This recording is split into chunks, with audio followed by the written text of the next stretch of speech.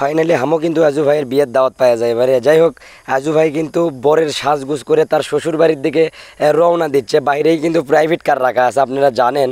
ইতিমধ্যে রাজু ভাই কিন্তু দেখতেছেন কত এক্সাইটেড নিয়ে কিন্তু তার শ্বশুর বাড়ির দিকে রওনা দিচ্ছে। তার পাখির একটু সমস্যাতে সে কিন্তু কিছুই খেয়াল করতেছে না।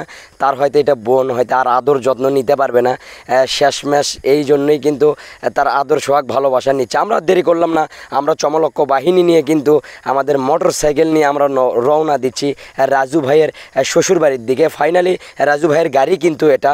আমরা একটু যাচ্ছি, আগে আগে যাওয়ার পরে কিন্তু আমার বন্ধু বান্ধব ওখানে বিয়ের বাড়িতে বক্সের গান শুনে দেখেন কি করে।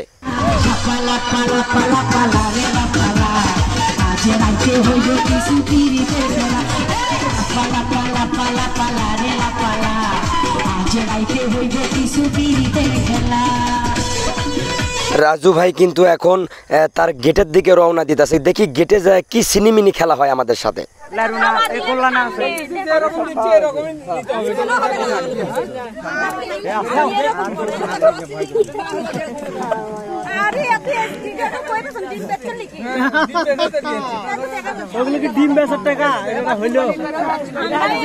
তারা কিন্তু অনেক চালাক, দেখতেই পারতেছেন। আমরা কিন্তু তাদের কোনো কথার সাথে পারিয়ে উঠতে পারতেছি না। দেখেন না কিরকম করতেছে, তারা কিন্তু অনেক টাকা দাবি করতেছে আমাদের থেকে।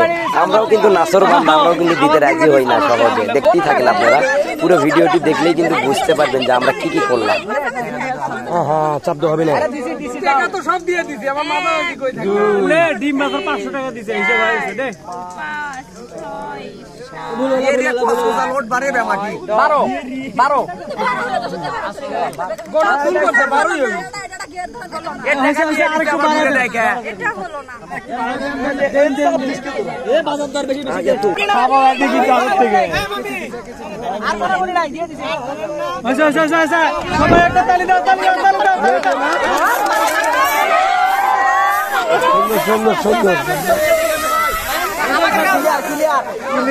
ফাইনালি টাকা দেওয়ার পরে কিন্তু আমাদেরকে গেট ছাড়াইয়া দেয়। গেট ছাড়ার পরে তার দাদা শ্বশুর কিন্তু রাজু ভাইকে নিয়ে এখানে বসে দিচ্ছে আর বলতেছে যে তোমার বউ এখানে আসবে। তা আমরা দেরি করে কি করব, আমরাও কিন্তু রাজু ভাইকে বললাম এবার খাবার দাবারের কাছে চলে যাব।